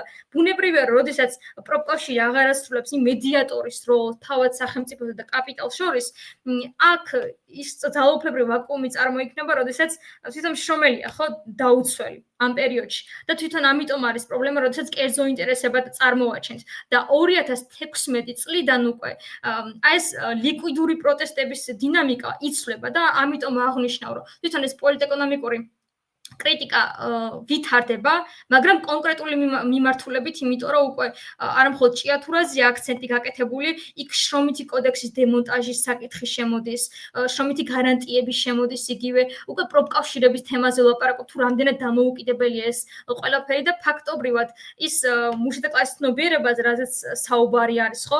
აი ამ პროცესში ღვივდება. სწორედ, როდესაც კულტურულ ჰეგემონიაზეც აღარ ვილაპარაკოთ, აუცილებელი აღინიშნოს, რომ უკვე კონკრეტულ ეკონომიკურ კლასთანაც აიდენტიფიცირებს ეს ხალხი თავს და არ არის შემთხვევითი, რომ სწორედ ამ პერიოდში იქნება ეს სტუდენტური მოძრაობებიც, ხო? ჩვენ შეგვიძლია გავიხსენოთ კიდევაც ეს სტუდენტური მოძრაობები და დღესაც არსებობენ ეს სტუდენტური მოძრაობები და როდესაც ასეთ მასებში გადადის უკვე ეს პროტესტი, რომელიც თავიდან მონოქალაქში წარმოიქმნა.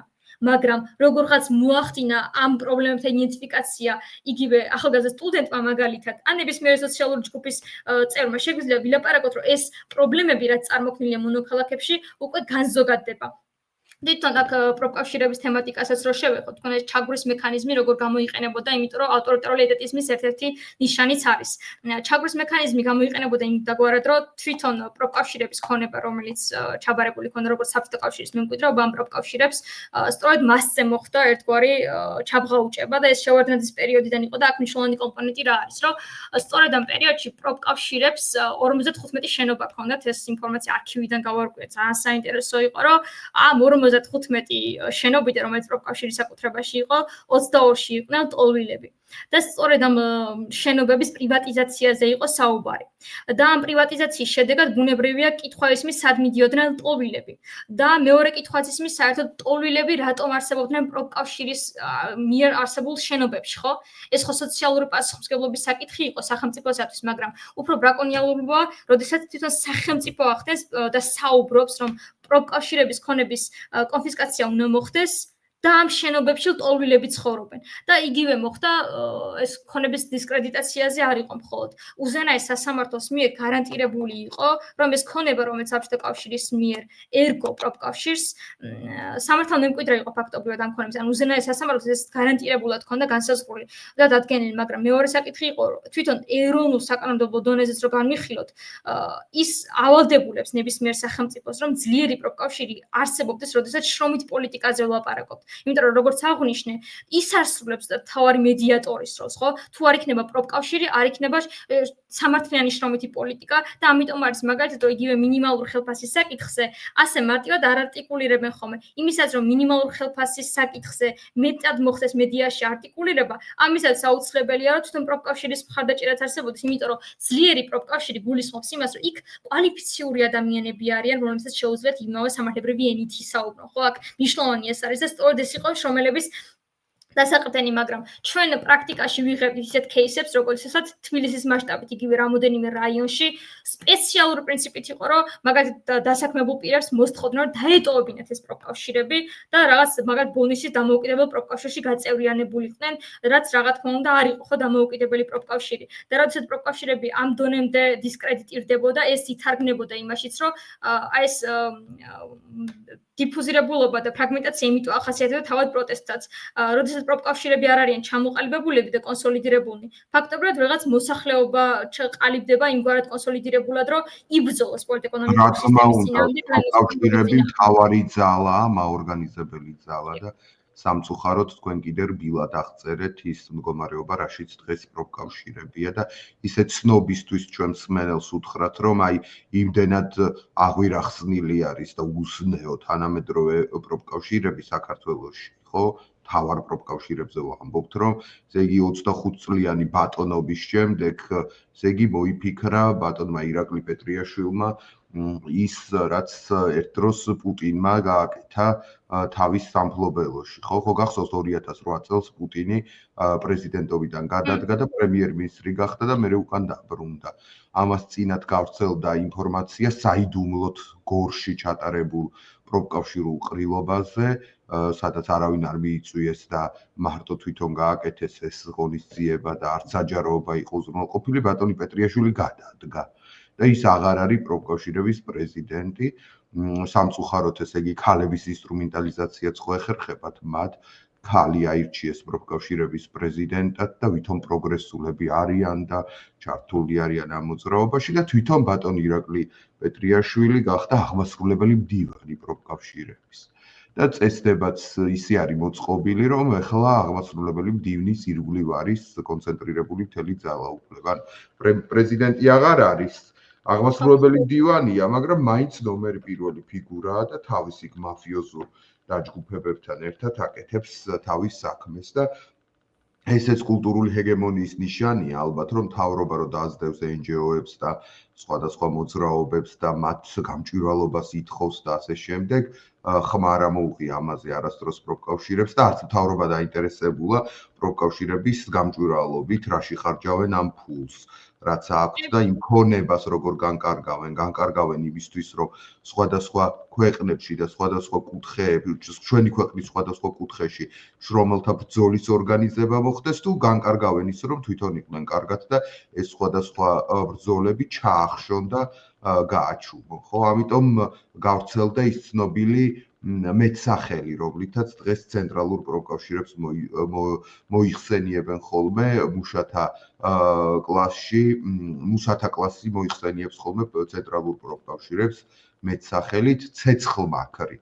ანუ პროფკავშირები, რომელიც უნდა იყოს მართლა ინტერესების დამცველი ბრძოლა, ბარიკადთან უნდა იდგეს, დღეს სადაც ისინი გამოჩნდებიან, იქ უნდა ჩაიფარცხოს, გაჩერდეს, არ შეშწრულდეს ეს საკითხი, მუშათა ორგანიზებას უნდა ბზარი გაუჩნდეს და ასე შემდეგ და ამ ფუნქციად არიან ისინი დარჩენილები, რომ აი ამ კულტურულად და ეკონომიკურად დომინანტ ძალებს დაეხმარონ ორგანიზებული წინააღმდეგობის ჩაშლაში და გაჩერებაში. და ამაზე პასუხები მოეთხოვებათ იმ ადამიანებს, რომლებიც ასე ვთქვათ, პროფკავშირელებად ასაღებენ თავს.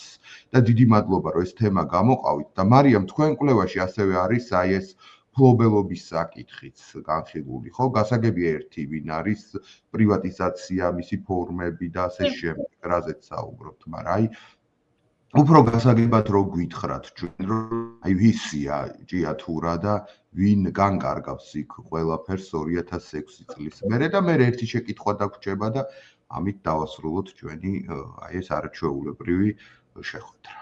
კი, აი ზოგადად როდესაც ჭიათურაში ხდება ნაციონალიზაციის საკითხის განხილვა ხოლმე, მან ერთი მნიშვნელოვანი კომპონენტი ზუსტად ეგ არის, ხო, რომ ნაციონალიზაციის საკითხი რამდენად გადაწყვეტს საერთოდ იმ პერიფერიულობას, როგორცშიც ჭიათურა იმყოფება, იმიტომ რომ რეალურად ჭიათურას კლანი მართავს, ხო, მარტივად რო ვთქვათ.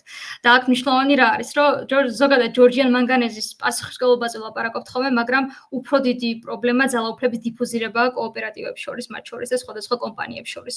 და აქ მნიშვნელოვანი ფაქტი არის, რომ როდესაც სამართლებრივი პასუხისმგებლობაზე 2023 წელს იყო სხვადასხვა მშრომელების აქტიური შეტევა ამაზე და სწორედ ეს პერიოდი ემთხვეოდა იმ მომენტს, როდესაც 7 შვილობილი კომპანია ასლარად გააერთიანა ჯორჯიან მანგანეზმა. და კითხვა არის, რომ არა ის არის მარტო რომ ასლარად გააერთიანა 7 შვილობილი კომპანია, არამედ რა ძალაუფლების დიფუზირება მოხდა და ერთ-ერთი კომპანია ასეთი იყო სამთუელი. და სამთუელი სპეციალიზირდება სწორედ ღია კარიერული წესით მანგანუმის მოპოვებაში. ანუ ჩვენ შეგვიძლია ვივარაუდოთ, რომ სწორედ როდესაც ლაპარაკობთ ღია კარიერული წესით მოპოვების პრობლემებზე, სწორედ სამთუელზე მოდის ყველა დიდი პასუხისმგებლობა. მაგრამ აქ მეორე მნიშვნელოვანი კომპონენტი შემოდის, რომ როდესაც სამართლებრივ პასუხისმგებლობაზე მიდგება ხოლმე საქმე, რატომღაც არავინ არ იცის, რომელი შვილობილი კომპანია ახორციელებს და რთულია ხოლმე რომ დაუმტკიცოს საერთოდ სამართლებრივად მშრომელმა, რომ სწორედ ეს კომპანიაა პასუხისმგებელი. და აქ მნიშვნელოვანი კომპონენტი რაში მდგომარეობს, რომ გარდა სამთუელისა, თვითონ ადგილობრივ დონეზე რატო თქვით, რომ კლანი მართავს, ხო?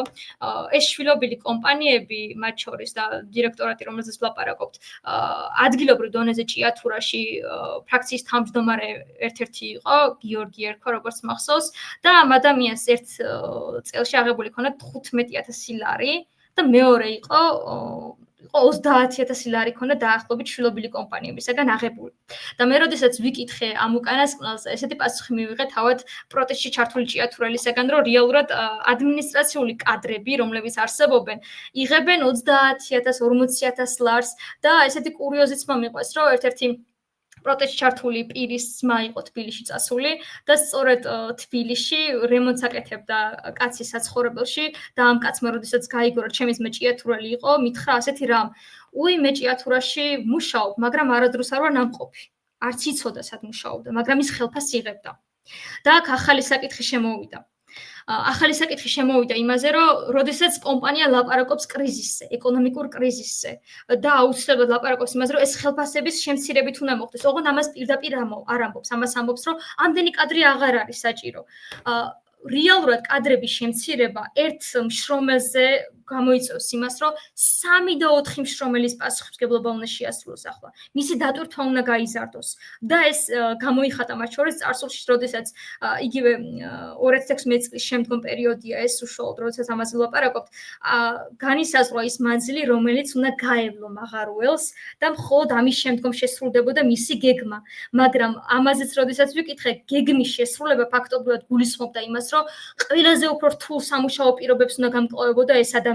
ეს გულისხმობდა იმას, რომ სიცოცხლის ერთ-ერთი Human Rights Watch-ს აქვს ესეთი ძალიან კარგი კვლევა, არც ერთი დღეს სიკვდილის გარეშე და ეს თვითონ სათაური ჭიათურას მიესადაგებოდა, იმიტომ რომ როდესაც ასეთ პირობებში მუშაობს ადამიანი, იქ მართლაც მაღალი შანსია, რომ ერთ დღე, მეორე დღე შეიძლება ადამიანი დაიღუპოს. და სწორედ ამ ადმინისტრაციული კადრები, როდესაც იღებენ 30,000 ლარს და პარტიასთან იდენტიფიცირდებიან, რა თქმა უნდა, თუ საუბარია, რომ კომპანია არის კრიზისში მარტო იმიტომ, რომ ხელფასებს გასცემს, რაც აბსურდია, მაშინ უნდა დაიწყოს ადმინისტრაციული კადრების შეკვეცა. იმ კადრების, რომლებმაც არც იციან სად მუშაობენ, ხო? არც არიან ნამყოფები. და რომც იყვნენ ნამყოფები 30,000 ლარზეა აქ საუბარი, 15,000 ლარზეა საუბარი და ჭიათურელები ამ დროს 2,000 ლარზე საუბრობენ, რომ მინიმუმ ეს ჰქონდეთ, მაგრამ ჩვენ გვახსოვს პერიოდი, როდესაც 60%-აც იღებდნენ საკუთარი ხელფასებისას და მათი პროტესტი ერთადერთი რასაც მოითხოვდა ის იყო, რომ 60% ხელფასსაც ხო შევკვირდით, რომ მაისის შემდგომ გადაგვიხდით მივხვდით, რატომ აღარ გვიხდით ამ ხელფასს. ამაზე იყო პროტესტი მიმართული, რომ ის ხელფასი, რასაც მოაწერეს ხელი, რაც განსაზღვრული იყო მათთვის, იმის ანაზღაურება მომხდარიყო. და აი აქ, როდესაც კითხვავსოთ, ვინ მართავს ჭიათურას ამიტომ ამბობთ, რომ მართავს კლანი. ის კლანი, რომელიც საერთოდ წარმოსახვით თანამდებობებზე მუშაობს. და ამ დროს მუშა და კლასში რაოდენობას ამცირებს და ადმინისტრაციული კადრების რაოდენობას ზრდის, რომელსაც ხელფასი გაცილებით მაღალია, მაშინ როდესაც იმ პროდუქტის ღირებულებას ვინ ქმნის. თავად მის მუშა ქმნის, რომელიც მაღაროში იმყოფება, ხო? მასზე მოდის ყველა ეს დიდი დატვირთვა და აქ მნიშვნელოვანი კომპონენტი რა იყო, რომ ჩვენ ვახსენეთ სწორედ აი პროფკავშირის ბოლოდროინდელი ამბები და აქ მნიშვნელოვანი იყო, რომ ხელშეკრულებებს მოაწერინეს ძალაუნებურად ხელი, ხო? იურისტი ჩართული იყო, მაგრამ შიშის ფაქტორის გამო, იმის გამო, რომ ოჯახებს პირობითად პური არ ქონდათ იმ პერიოდში და შვილებსაც ჩვენ გვახსოვს, რომ იმხელა დიდი ეკონომიკური კრიზისი იყო, რომ ბავშვები ვერ დაჰყავდათ სკოლებში და ამაზეც აქტიურად ილაპარაკეს ინტერვიუებში, მათ შორის ჭიათურელმა ქალებმა. სწორედ ამ პერიოდში ამ ხელშეკრულებაში განსაზღვრული ისიც კი არ იყო 100 კილოგრამ მანგანუმზე იგივე რა იქნებოდა ანაზღაურება და მეორე აბსურდული რაც იყო ეს იყო რომ ექტანი რომელიც 24 საათის განმავლობაში იმყოფება ზოგადად ტერიტორიაზე ლოგიკური მიზეზებიდან გამომდინარე რადგან საშიშია ის სივრცე და მეორე მხრივ სწორედ ექტანზე მოდიოდა პასუხისმგებლობა იგივე პაიკების დარიგება ექტანი უნდა მოხსნილიყო და ეხლა წარმოვიდგინოთ რომ ერთი მხრივ თვითონ მუშა და კლასში რაოდენობას ამცირებ ექტანს ეუბნები რომ არ გჭირდება კომპანიაში სადაც ნებისმიერ დროს შეიძლება რომ მაღარო ჩამოინგრეს და ამ დროს ადმინისტრაციულ კადრს უხდი 30000 ლარს. აი სწორედ ეს არის თავარი პრობლემა ჭიათურას. და ამას კიდე შეიძლება რასახსენებელია თქვენ ახლა ისეთი კომპონენტები გამოყავით, რომ აი თქვენს მიერ აღწერილი გარემო კიდევ ლინდება რაში, რომ აი თქვათ ჭიათურა არის ქალაქი, რომელსაც თავისი ნორმალური საავადმყოფო არა, აქ არათუ სარეაბილიტაციო ცენტრი, მაღაროელი რო ხარ, ხო გჭირდება თქვა სხვა ტიპის მომსახურება, სამედიცინო და სხვა ტიპის პრევენცია დაავადებებისა, რომელიც შეიძლება საწარმოო პროცესის დროს დაგემართოს, ხო? და ამაზე არც არის საუბარი, რომ რაღაც სარეაბილიტაციო ცენტრი და სპეცსამედიცინო დაწესებულება არსებობდეს მაღაროელებისთვის, ზოგადი პროფილის საავადმყოფოც კი ფაქტობრივად არ არის რაღაც ამბულატორიის ფორმა, სადაც ვინმეს ხელი თუ მოწყდა იმაში თვითონ ქალაქში ვერ ატევენ ადამიანებს და ლოგინები და ლეჟანკები უდგათ ეგრეთ წოდებული ნორმალური სამედიცინო პალატების ნაცვლად, ხო? რაღაცა ბოშათა ბანაკს გავს ის საავადმყოფო და თუ ვინმეს ღმერთმა დაიფაროს და დამარცხდება მაღაროში ან რაიმე შეემთხვევა, რამდენი კილომეტრით მოშორებით ზესტაფონში უწევთ გადაყვანა და იქ ზესტაფონში წაშინელი საავადმყოფოა და მე პირდაპირ თბილისში მოყავთ ხოლმე და აქაც ან მიიღებენ ნორმალურ სამედიცინო მომსახურებას, ან არა, ხო? აი ამის ფონზე, ხო, რაც თქვენ აღწერეთ, ისიც კი არ არის უზრუნველყოფილი, რომ ადამიანებს იქ ნორმალური, თქვათ, სამედიცინო მომსახურებელო კონდეთ, თუნდაც საგანგებო მდგომარეობაში მაინც ან უბედური შემთხვევის დროს მაინც. ამასაც კი ვერ უზრუნველყოფენ ისინი, ხო, სხვა კომპონენტებზე რო არაფერი აღარ თქვათ და აი მარიამ რო შევაჯამოთ ჩვენი მსჯელობა, ეხლა დავანებოთ თან თქვენს კვლევას და თქვენს მიგნებებს ზოგადად ეხლა პოლიტიკურად თქვათ. აი თქვენი აზრით რა არის საჭირო იმისთვის, რომ ვითარება ოდნავ მაინც შეიცვალოს აი ამ ინდუსტრიულ ზონაში. აი ზოგადად თვითონ ამ კვლევაში დასაწყისშიც იმიტომ აღვნიშნე რომ თვითონ კვლევის მიზანი მარტო ის არ ყოფილა რომ ჭიათურის კრიზისი ახსნილიყო, იმიტომ რომ მე პირველ რიგში გამოვკვეთე ის რომ ჭიათურა იყო მონოქალაქი და ასეთი მონოქალაქები ძალიან ბევრი ჰქონდა. და ესეთი მონოქალაქები რო არსებობდა, იყო ეკონომიკური სისტემის მიზეზი. რომ და ამ ეკონომიკური სისტემის პირობებში სახელმწიფო ირჩევს რომ დისტანცირდეს საერთოდ სოციალური პასუხისმგებლობისაგან. ჩვენ რაც არ უნდა ვილაპარაკოთ რომ ნაციონალიზაცია მოხდეს პირობითად ჭიათურაში, ფაქტობრივად არ შეიძლება არც ერთი მონოქალაქის მდგომარეობა, სანამ სახელმწიფოზე არ იქნება დაკისრებული პასუხისმგებლობა. თვითონ დემოკრატია არსობრივად რომ მიუბრუნდეთ საერთოდ, ხო იმას გულისხმობთ რომ ეს არის სოციალური პასუხისმგებლობა, ეგ არის ძიძის კონცეფცია სახელმწიფოსი რაში მდგომარეობს, ხო? რომ ის იმისთვის არსებობს, რომ მოქალაქე დაიცვას და მუშა დაიცვას. იგივე ნებისმიერ სადაც არ უნდა არსებობდეს ის, მან ეს წილი პასუხისმგებლობა უნდა აიღოს. მაგრამ პირველ რიგში ეს განვითარება საიდან უნდა დაიწყოს? მე ღრმად მწამს, რომ თვითონ ახლა რა პროტესტის არსებობს. აი ამ პროტესტში უნდა დაიბადოს სწორედ ის ახალი ეკონომიკური მოთხოვნა ერთგვარად, პოლიტეკონომიკური სისტემის კრიტიკა, რომელიც იმ ახალ პოლიტიკურ ელიტას, რომელიც ერთ დროს მოვა ხელისუფლებაში და ძალიან ღრმად მწამს, რომ ეს პერიოდი საქართველოსთვის დადგება. სწორედ ის გახდება იმის მაპროვოცირებელი ძალა, რომ სახელმწიფო აირჩევს საბოლოო ჩარევას. იგივე ეკონომიკაში დაიწყებს ეროვნული ეკონომიკაზე ზრუნვას და არა ინვესტიციებით ერთჯერად გაჯანსაღებას. დაიწყებს ფიქს იმაზე, რომ მინიმალური ხელფასი იყოს განსაზღვრული, დაიწყებს იმაზე, რომ შრომით კოდექსი მაქსიმალურად იცავდეს შრომას და არა ის, რომ პირობითად სამხრივად შედგენილი ხელშეკრულებებით ხდებოდეს მაღაროელების დასაქმება და არა მარტო მაღაროელებს. ეს არის სახელმწიფოებრივი აბსურდი, როდესაც შენ საკანონმდებლო დონეზე ამბობ, რომ იცავ შრომელს, მაგრამ თან კერძო კომპანიას აძლევ მის პასუხისმგებლობას, რომ სამხრივად განსაზღვროს რა ვალდებულებები აქვს თავად კომპანიას და რა ვალდებულებები აქვს თავად შრომელს. და ეს აღნიშნული პრობლემა ჭიათურაში ყველაზე უფრო აქტიური იყო სწორედ 2025 წლისათვის. დიდი მადლობა მარიამ და მართლა ხანდახან არც კი მჯერა ხოლმე, როცა უსმენ ჭიათურელ მაღაროელებს და თქვათ მაგალითად ბატონ ტარიელ ბიქაცაძეს. კი. იმიტომ რომ იმდანად გამართული ხედვა აქვთ მათ, აი ვიზიონი აქვთ. როგორი უნდა იყოს ჭიათურა და რაც თქვენს პასუხში აღნიშნეთ, ფაქტობრივად ის კომპონენტები გათვალისწინებული აქვთ მათ. აი მაგალითად თბილისში გამართულ დემონსტრაციაზე ტარიელ მიქაცაძემ წარმოადგინა ის კონცეფცია, რომელიც ყველა ნორმალურ ქვეყანაში არის დამკვიდრებული, რომ მოგება რაც მოაქვს აი ამ კონკრეტულ საწარმოს, მისი მნიშვნელოვანი ნაწილი უნდა დაიხარჯოს იმაში, რომ ჭიათურა ნელ-ნელა გადაიქცეს მულტიფუნქციურ ქალაქად და სხვადასხვა ეკონომიკური დარგის მქონე ქალაქად. ანუ ის მოპოვება მანგანუმის უნდა მოხდეს იმ მიზნით, რომ შემოსავალი დაიხარჯება ჭიათურის გამრავალფეროვნებაში. დაიხარჯება იმაში, რომ ჭიათურა აღარ იყოს ერთ საწარმოზე დამოკიდებული. დაიხარჯება იმაში, რომ დღეს თუ არა ხვალ მაინც ჭიათურა ნელ-ნელა გამოვიდეს აი ამ ექსტრაქტივისტული მოჯადოებული წრიდან და სხვა დარგები განავითარო. იგივე ბატონი ტარიელი რო გამოდიოდა აი ამ განვითარების ლოგიკაში ასევე ჩართო განათლების სისტემაც, ხო?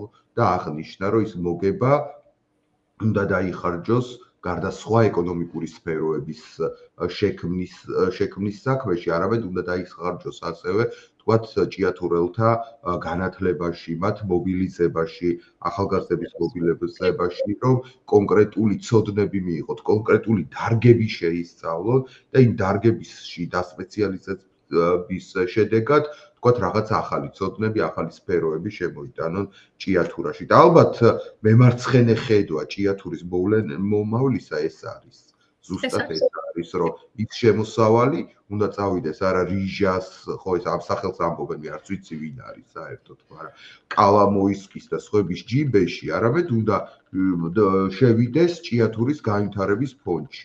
და უნდა შეიქმნას განვითარების ბანკის მსგავსი ან განვითარების ინსტიტუტის მსგავსი ფონდი და დაწესებულება, რომელიც თვითონ სახელმწიფო გეგმის შესაბამისად ბიძგს მიცემს ჭიათურის მრავალფუნქციურ ქალაქად გარდაქმნას და ნელ-ნელა უარი უნდა ვთქვათ ამ მანგანუმის მოპოვებაზეც, ხო? მისგან მიღებული შემოსავლით თუ ჩვენ ჭიათურაში სხვა ალტერნატიულ ეკონომიკურ აქტივობებს შევქმნით და სხვა პროფილს მივცემთ ჭიათურას, უკვე აღარ იქნება საჭირო ამ რესურსის ამ ფორმით და ამ ინტენსივობით მოპოვება და შედეგად თქვათ ნიადაგის, ჰაერის, წყლის, ადამიანის შრომის, ადამიანის სიცოცხლის განადგურება, ხო? ან მეორე მოდელია, რომ ისეთი მოპოვება იყოს ჩვენთან, რომ თქვათ გვიღირდეს ჩვენ გარკვეულ ეკოლოგიურ ზიანზე წასვლა და ჭიათურაში მოპოვებული ნედლეულის საფუძველზე რაღაც დიდი წარმოება გქონდეს და ამ წარმოების სიკეთეებს ხედავდნენ თვითონ ჭიათურელები და უღირდეთ თუნდაც ესეთ დათმობებზე წასვლა. ხო, ასე რომ მოდელები არსებობს, მაგრამ ყველა განვითარების მოდელი ამბობს ერთ რამეს, რომ მოგება და შემოსავალი არ უნდა იყოს კონცენტრირებული არც სახელმწიფოს მიერ დანიშნული ჩინოვნიკების ჯიბეში, არც ვიღაცისგან მოვლენილი სოცკის ჯიბეში, არც რაღაცა კრიმინალური დაჯგუფებების ქისაში, არამედ უნდა დაიხარჯოს აი იმ განვითარების გეგმების შესაბამისად, რასაც ჭიათურელებთან შეთანხმებით სახელმწიფო დაადგენს და ჩამოაყალიბებს. და მე იმედი მაქვს, რომ აი რადგან თქვენ ხართ თქვენაირი ადამიანები არსებობენ, ამ კვლევებს ატარებენ, ფიქრობენ ამ პრობლემებზე, ოდესმე დადგება ამ ქვეყანაში დრო, როდესაც ეს ეკონომიკური მოდელი შეიცვლება და ეკონომიკური ჩაგვრაც ასე ვთქვათ წარსულში დარჩება, თუნდაც ერთ რეგიონში ჭიათურაში და ის კულტურული ჰეგემონიაც. და ისე მე შევეცდები, რომ ეს ვიდეო მე გავუგზავნო ზოგიერთებს, ვინც ვერ ხვდებიან, ვთქვათ, რომ სხვანაირი ჭიათურა შესაძლებელია და კერძოს გარდა კიდე რაღაც სხვა აქტორები შეიძლება. თავარია პოლიტიკური ნება.